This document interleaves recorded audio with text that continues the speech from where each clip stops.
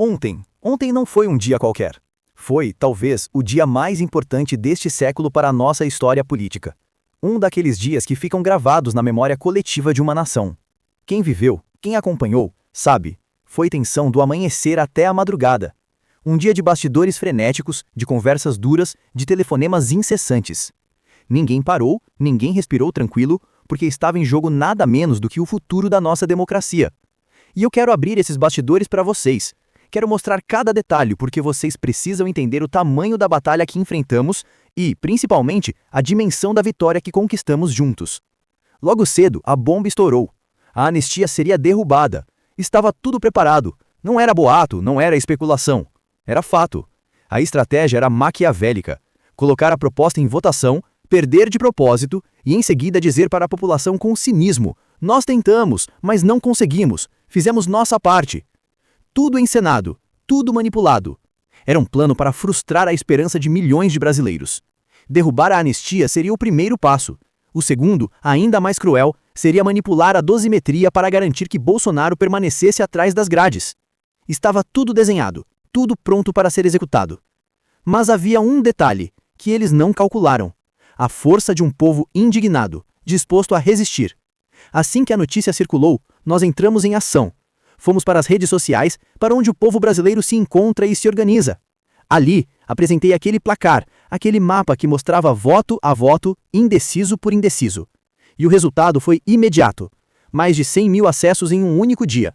O site travava, caía e voltava. Tamanho volume de gente entrando, acompanhando, compartilhando. Cada clique representava um cidadão que se recusava a ser enganado. E não parou por aí. Telefones de gabinetes começaram a tocar sem parar. Caixas de e-mail ficaram lotadas. Perfis de deputados foram inundados de mensagens. Era uma onda, uma avalanche, impossível de ignorar. Você que deixou 2, 3, 4 comentários, talvez pense que foi pouco. Mas multiplique isso por dezenas de milhares de brasileiros agindo ao mesmo tempo. O peso disso foi avassalador. Deputados que estavam indecisos começaram a sentir a pressão. Alguns que já haviam decidido votar contra, mudaram de posição. Sim, a mobilização popular fez a diferença. Mas não foi só ela. Do nosso lado, políticos que muitas vezes já criticamos, com quem já brigamos, também se moveram com firmeza. Tarcísio de Freitas foi um desses. Passou o dia inteiro em ligações, conversando com figurões do Centrão, pedindo, insistindo, convencendo. Do lado de lá, o governo usava toda a sua máquina, chantagens, ameaças, ofertas de cargos e verbas. A artilharia estava pesada. Mas do nosso lado, havia algo mais poderoso que qualquer promessa ou chantagem: a união de um povo que se recusa a se ajoelhar. E aqui eu preciso abrir um parênteses. Se ontem você pegou o celular, se enviou um e-mail, se deixou um comentário, se fez uma ligação, Deus te abençoe. Você foi parte disso. Não subestime a sua ação. Sem ela, nada do que vou relatar a seguir teria acontecido. Mas além da pressão popular, houve também coragem política.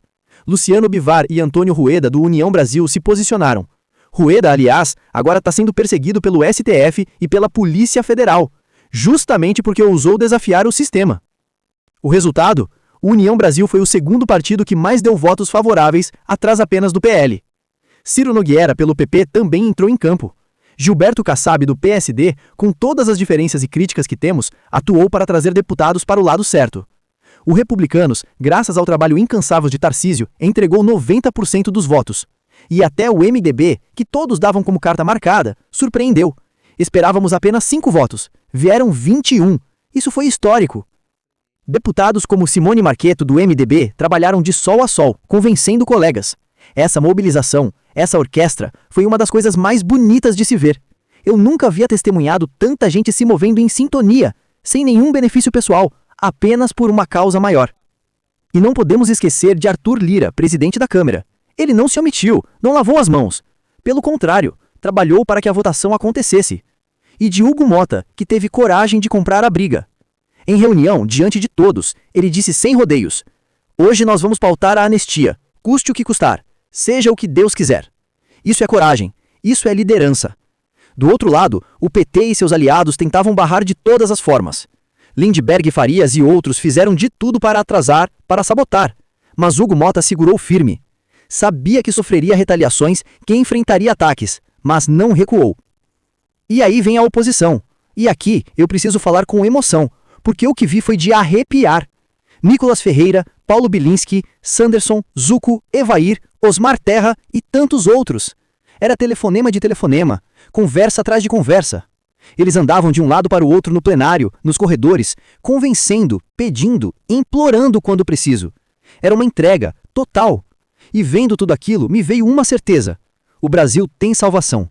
Porque ainda existem homens e mulheres que não se dobram, que colocam a pátria acima de qualquer coisa. Conforme as horas passavam, a mudança era visível. Parlamentares que no início do dia diziam com firmeza, vou votar contra, foram cedendo. Os que estavam indecisos começaram a se inclinar a favor. Isso não foi acaso. Foi fruto da pressão popular, da articulação política e da coragem de quem não aceitou a derrota como destino. No início da manhã, os líderes falavam, vamos derrubar. No fim do dia, exaustos, pressionados, já diziam, aprova logo isso, pelo amor de Deus. E quando o painel abriu, veio a confirmação. 311. Pare e pense comigo. Esperávamos 280. Precisávamos de 257. Vieram 311. Esse número não é apenas uma vitória. É uma mensagem. É o número exigido para aprovar uma emenda constitucional. Foi como se o povo dissesse, não basta vencer, é preciso vencer com folga, de forma incontestável. E foi isso que aconteceu. Uma derrota esmagadora para o governo Lula, para a esquerda, para o sistema e para a grande imprensa e o STF. Nunca antes esse governo tinha engolido uma derrota tão amarga. Nunca antes tinham sido obrigados a reconhecer, mesmo que em silêncio, que a força popular é capaz de virar o jogo. E naquele instante, diante dos números no painel, ficou claro. Quando o povo se levanta, o sistema treme. A vitória de ontem foi grandiosa, mas eu preciso que você entenda uma coisa. Ela não significa o fim da guerra. Pelo contrário, ela marca apenas o início de uma nova fase da luta. Porque quando o povo consegue impor uma derrota desse tamanho ao sistema, o sistema reage. E ele já está reagindo. Você viu, logo depois da votação, o desespero estampado na cara da esquerda, do governo e até do próprio Supremo. Eles não esperavam, estavam certos da vitória, confiantes de que conseguiriam manipular o jogo, derrubar a anistia e manter Bolsonaro fora. Só que não contavam com o Brasil real, o Brasil que acordou e resolveu lutar. E o resultado foi histórico. Não foi apenas uma vitória numérica, foi uma vitória simbólica. Foi a prova de que a pressão popular funciona. Foi a maior derrota do governo Lula até agora. Uma derrota que não se limita à Câmara dos Deputados. Ela ecoa no Palácio do Planalto, na grande imprensa e até nos corredores do Supremo Tribunal Federal. O STF, inclusive, já começou a reagir. Mal a votação terminou, eles passaram a abrir inquéritos e investigações contra deputados, contra partidos, contra lideranças que ousaram enfrentar o sistema. É sempre assim. Quando eles perdem, recorrem à perseguição. Tentam governar pelo medo, pela intimidação, pela chantagem. Mas ontem ficou claro que a chantagem não funciona quando o povo está mobilizado. E eu quero que você guarde isso no coração. A vitória foi fruto da união. Não foi um partido só, não foi uma liderança só, não foi uma estratégia genial isolada. Foi a soma da pressão popular com a coragem política de quem não se vendeu. Pense bem, o Congresso é conhecido por seus conchavos, por suas trocas, por seus interesses. E mesmo assim, em um momento crucial, centenas de deputados escolheram ouvir a voz das ruas. Isso é um sinal poderoso. Isso mostra que ainda há esperança. E foi por isso que ontem, pela primeira vez em muito tempo, eu senti orgulho da Câmara dos Deputados. Sim, orgulho. Porque diante da pressão do STF, das ameaças do governo, da tentação das benesses, eles escolheram votar com a consciência, escolheram votar com o coração. Mas não podemos ser ingênuos. A luta está longe de terminar. Agora teremos novas batalhas. O relator escolhido não é o que esperávamos, não é o que gostaríamos, mas, mais uma vez, será a pressão popular a definir o resultado final. Nós precisamos continuar mobilizados, porque ainda teremos que lutar pela inclusão de Bolsonaro na anistia, através de um destaque que só precisa de maioria simples para ser aprovado. Parece fácil, mas não é. Eles vão fazer de tudo para barrar, vão tentar enrolar, vão pressionar, e cabe a nós, mais uma vez, mostrar que o povo não vai recuar. Veja bem, começamos o dia de ontem com a derrota praticamente certa. Todas as cartas estavam marcadas contra nós. Mas no fim do dia, viramos o jogo de forma espetacular. Isso só foi possível porque milhões de brasileiros se recusaram a ficar em silêncio. Eu sei que teve gente que parou no trabalho, que parou no almoço, que pegou o celular para mandar mensagem, para ligar, para pressionar. E eu quero te dizer, você fez história. Você escreveu uma das páginas mais importantes da política brasileira recente. E eu preciso repetir, ontem foi a maior derrota do governo Lula. Foi um golpe direto no coração do sistema. Mas eles não vão desistir. Já estão tramando nos bastidores. Já estão preparando novas retaliações. Deputados que tiveram coragem de votar a favor da anistia estão sendo investigados, perseguidos, difamados. O sistema não perdoa quem ousa desafiá-lo. Por isso, nós precisamos estar prontos. Não podemos achar que o dever está cumprido. A vitória de ontem é combustível, é inspiração, mas não é o fim. É a prova de que dá certo, de que o povo unido é capaz de dobrar até os mais poderosos. E não se engane, o STF está com medo, o governo está com medo, a imprensa está com medo, porque eles perceberam que a narrativa deles não cola mais. O brasileiro acordou. O brasileiro não aceita mais ser tratado como massa de manobra. E aqui eu quero falar diretamente com você. Não desanime, não caia na armadilha de acreditar que não adianta lutar. Ontem foi a prova viva de que lutar vale a pena. Ontem foi a prova de que o sistema não é invencível. E eu vou além. Ontem foi o dia em que a esperança renasceu. Eu vi isso nos olhos dos parlamentares que se levantaram, que se recusaram a ceder. Eu vi isso nas mensagens que recebemos, no engajamento absurdo nas redes sociais. Foi como se uma chama tivesse sido reacesa no coração do Brasil. E eu sei que, assim como eu, muitos de vocês terminaram o dia exaustos, mas com um sorriso no rosto. Um sorriso que há muito tempo não aparecia, porque sentimos de verdade que o Brasil tem salvação. Eu confesso, tive dificuldade para dormir. Estava cansado, sim. Estava com um corpo dolorido, sim. Mas minha mente não desligava.